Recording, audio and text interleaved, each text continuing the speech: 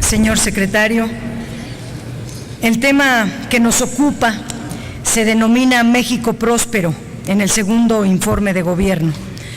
Prosperidad es bienestar general, mejora económica, éxito social. Pero lo que la mayoría de la población percibe es malestar, no prosperidad, empeoramiento de su situación económica, retroceso en sus condiciones de vida. En el primer año de gobierno, la economía creció 1.1, equivalente a menos 0.2% en términos per cápita, es decir, abajo de cero. Y en el primer semestre de 2014 fue de 1.7, equivalente a 0.6, descontando el crecimiento poblacional.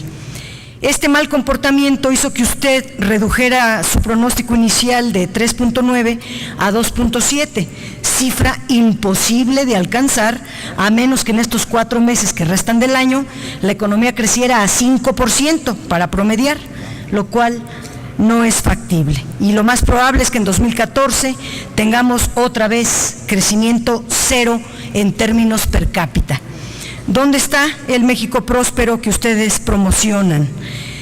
En el segundo informe nos dice que la falta de crecimiento de la economía mexicana es culpa de Estados Unidos. Se reconoce la enorme vulnerabilidad y dependencia de nuestra economía frente a la de Estados Unidos. Le pregunto, ¿por qué no hace algo para reducir esta dependencia? En el informe, ustedes se curan en salud diciendo que el Fondo Monetario Internacional redujo su pronóstico de crecimiento global para 2014 de 3.8 a 3.4%. Mal de muchos, consuelo de inocentes. Lo único que crece en este país es el malestar de las y los ciudadanos frente al mal desempeño de la administración. La economía no crece, no se generan los empleos suficientes, la calidad del empleo se deteriora cada vez más, el salario no alcanza ni para una canasta básica. El reporte 2014-2015 cayó 8 lugares México, ya lo explicaron mis compañeros. El otro indicador relativo al crédito interno, al sector privado, presumen que la cartera de crédito total a junio de 2014 alcanzó 2.6 billones de pesos, cifra superior en 4.9% respecto a junio de 2013. Incluso es 15% del PIB, pero omiten señalar que solo la mitad de ese crédito se canalizó a las empresas y que ese crecimiento de 4.9 es inferior al 6.9 del mismo lapso del año anterior. Es decir, el crédito es insuficiente para impulsar las actividades productivas y el crecimiento económico del país. ¿Dónde está el crédito abundante y barato que ofrecieron con la reforma financiera? Esa es mi pregunta. El informe también plantea que si bien en el primer trimestre de la economía no creció, en el segundo trimestre la economía mostró mayor dinamismo porque el gasto público creció en 10.9% y la inversión física creció 31.7%. Le pregunto, si el gasto público creció en el segundo trimestre, ¿por qué tuvo un impacto tan limitado en el crecimiento económico? Porque en el segundo trimestre el PIB creció menos que en el primer trimestre, cuando no aplicó el gasto público. Si el gasto en inversión creció tanto, ¿por qué la inversión bruta fija cayó en menos 1.1% y la construcción cayó en menos 3% en ese periodo? Lo más grave es que ese mayor nivel de gasto se financió en mayor medida con un endeudamiento muy significativo. La deuda neta del sector público aumentó 818 mil millones de pesos entre julio de 2013 y julio de 2014 y ahora representa el 38% del PIB. Lo que indica que la reforma hacendaria, que aumentó los impuestos a la mayoría de la población, provocando efectos muy negativos en ella, solo les alcanzó a ustedes hasta junio, y para mantener el nivel de gastos incurrieron en un endeudamiento creciente en forma muy irresponsable. ¿Dónde está el grado de prosperidad que ofrecieron con la reforma financiera? Esa es la pregunta. En contraste, lo que ha crecido es la tasa de desocupación. Entre enero y julio de 2014, el desempleo urbano fue de 6.14%, mayor al 5.8% del mismo periodo en 2013. El salario también registró una caída. La población que recibe hasta 3 salarios mínimos aumentó en 569,000 personas respecto al mismo trimestre de 2013, mientras que los que reciben más de 3 salarios mínimos disminuyó en 836,000 personas. El deterioro del ingreso de la población ocupada fue de casi 5%. Pero en un exceso verbal, el informe señala que la demanda interna se fortaleció por la generación de empleos formales, porque el número de afiliados al IMSS aumentó 3.5%, pero el salario de esos trabajadores se deterioró.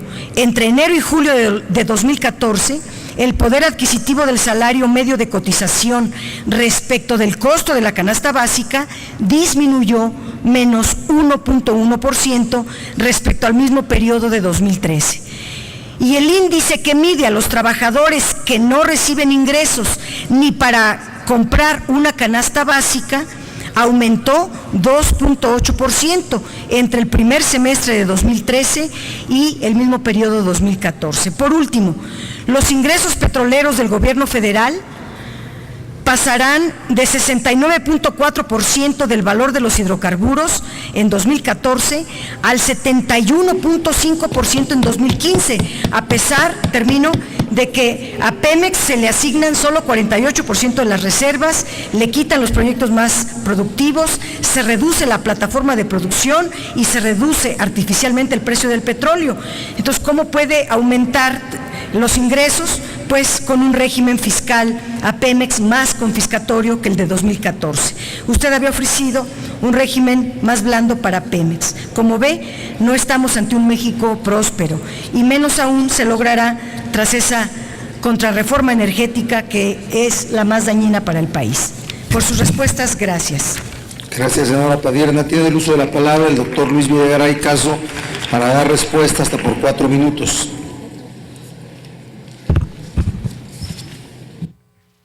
Con su venia, presidente. Gracias, senadora Padierna. Menciona usted, indudablemente, y se lo reconozco, no solamente aquí, sino siempre, como una mujer estudiosa, menciona una gran cantidad de cifras, que por el tiempo, si me lo permite, puntualmente a cada una de ellas le haré llegar por escrito un comentario a cada una de ellas. Me limito a contestar, a hacer algún comentario sobre algunas de ellas solamente. En primer lugar, afirma usted que el Producto Interno Bruto creció menos en el segundo trimestre que en el primero del año. Esta afirmación es incorrecta cuando se toma en cuenta el número de días laborales, es decir, cuando se hace el ajuste estacional por el efecto de la Semana Santa. Todos recordamos que en el año 2013 la Semana Santa ocurrió en el primer trimestre. En el año 2014 ocurrió completa en el segundo trimestre, y esto implica que comparar las cifras de un trimestre contra otro representa un reto metodológico. Afortunadamente el INEGI nos resuelve este problema y provee también cifras desestacionalizadas.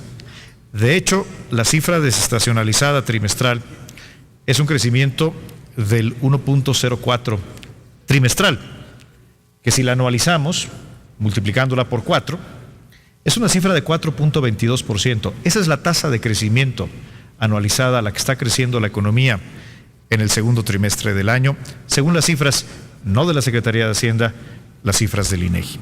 Por cierto, este es el dato que sostiene la afirmación de la OECD de que México es el país que en el segundo trimestre del año creció más en toda la OECD y, por cierto, también en América Latina, con las cifras hasta ahora conocidas, más que Brasil, más que Chile. Eso me lleva a una segunda afirmación.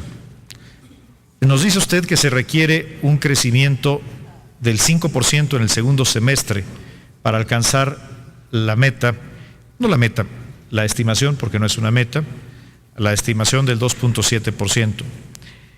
Esto no es completamente cierto, senadora. Si el crecimiento semestral acumulado en el primer semestre fue del 1.7%, 1.8% en realidad, necesitamos para alcanzar el 2.7% que la economía crezca en promedio en el segundo semestre a una tasa del 3.65%, 3.6 o 3.7%. Y como señalé hace un momento, la economía ya está creciendo al 4.2% con las cifras del segundo trimestre. Por lo tanto, no requerimos un crecimiento del 5%, necesitamos un crecimiento del 3.6 o 3.7%, y la economía, con los datos del INEGI al segundo trimestre, tiene una velocidad de crecimiento ya superior al 4%. La construcción tuvo un desempeño negativo el año pasado, indudablemente, pero todos los indicadores de la industria de la construcción recientes en el segundo trimestre y en los primeros meses del tercer trimestre son positivos. Tanto el indicador, el subíndice de la industria de la construcción en la producción industrial, que fue dada a conocer el día de ayer por INEGI, correspondiente al mes de julio, la creación de empleo formal en la construcción del Seguro Social o la formación bruta de capital fijo en el sector de la construcción.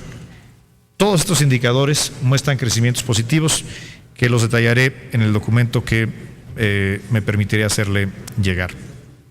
En materia de empleo, las cifras que dio a conocer esta mañana el Instituto Mexicano del Seguro Social para el mes de agosto son consistentes a las cifras del mes de julio también, que muestran un crecimiento de una tasa anualizada del 3.7%. Es decir, estamos creando empleos incluso por arriba del crecimiento, de la tasa de crecimiento acumulada del primer semestre. Los salarios, en materia de salario contractual, ayer se dio a conocer el dato. Los salarios contractuales muestran un crecimiento real del 4.5%, un crecimiento, nominal del 4.5%. Estos no son los salarios, este no es el salario mínimo, es el salario contractual.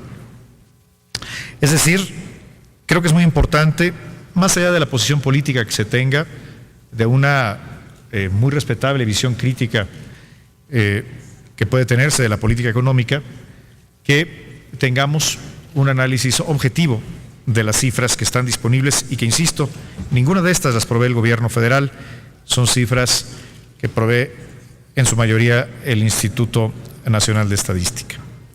Finalmente, con respecto al régimen fiscal de Pemex, es importante tener en mente que el objetivo de darle a Pemex un nuevo régimen fiscal debe de conciliarse con la viabilidad de las finanzas públicas, y por eso el Congreso de la Unión, destacadamente el Senado de la República, ha previsto un periodo de transición. Es un periodo de transición que permitirá que el régimen fiscal de Pemex migre hacia el régimen que se ha aprobado en la reforma y que es sin duda un régimen mejor, más competitivo, que corresponde a una verdadera empresa productiva del Estado, que comparado con el que se tenía anteriormente, pero una transición que permita al Estado mexicano seguir cumpliendo con sus obligaciones esenciales frente a la población. Por lo tanto, en el año 2015 es el primer año de la transición y no esperaríamos ver en este primer año más que un efecto marginal, que por cierto ya ocurre en la propia y se refleja ya en la ley de ingresos. Espero, senadora, que estas respuestas contribuyan a lo que siempre aspiro sea un debate constructivo en el Senado de la República, y como siempre estoy a sus órdenes para tener un diálogo serio y constructivo por el bien de México. Muchas gracias, senadora. Senadora Dolores Padierna, continúe en el uso de la palabra para hacer un comentario en relación a la respuesta que dio el secretario, hasta por 2 minutos. Señor secretario, usted me está dando la razón en los números que di, porque el primer semestre la economía, es dato de usted en el documento, en el primer semestre la economía creció 1.7%. Yo hablé de los últimos 4 meses y ya en esta recta final pues tendremos que crecer a 5%. Pero usted contesta, en el segundo semestre si crecemos al 3.6%, entonces alcanzaríamos el 2.7%. ¿De verdad cree que vamos a alcanzar 3.665 tomando el semestre? En el semestre es 3.65, en el último 4 pues ya sube a 5. Haciendo las cuentas es lo mismo. Pero tomo palabras de usted en declaraciones. Reformar no es hacer magia, dijo usted. México no necesita magia, sino cambiar un paradigma económico que en 30 años solo ha conseguido un crecimiento mediocre, término de usted, que promedia 2.4% anual, un paradigma que de enero del año pasado a la fecha no ha logrado crear los suficientes empleos, que tenemos una economía informal que ocupa 57.8% de los ciudadanos económicamente activos y un país donde las mayorías tienen pobreza, aunque usted diga que pues subieron los salarios 4.5, la verdad son los más bajos del mundo. Ya se abordó o abordaremos ese tema en otro momento, pero terminaría diciendo: México efectivamente no necesita magia, necesita una política industrial activa que termine con el absurdo de exportaciones cargadas de importaciones, políticas y acciones que vayan más allá de obras de relumbrón que solo desvían presupuesto y no contribuyen al crecimiento económico, programas de combate a la pobreza que no solo cambien de nombre para seguir igual, los índices que verdaderamente afectan a la población siguen en los linderos de la mediocridad, porque ustedes se empecinan en mantener un modelo fracasado que se traduce en más impuestos y en un crecimiento, como usted lo dijo a los diputados ayer, abiertamente insuficiente, mediocre, decía usted cuando gobernaba el PAN. Hacia allá nos están moviendo, hacia atrás, y en esa fórmula para el desastre no hay ciertamente ninguna magia. Y la reforma energética era eso, una reforma energética, no una segunda reforma hacendaria, porque pareciera que entonces todo lo que se hizo es para que se conserve la estabilidad de las finanzas públicas. Ese no es el objetivo de una reforma energética, eso es de una segunda reforma hacendaria. Gracias. Gracias, senadora Dolores.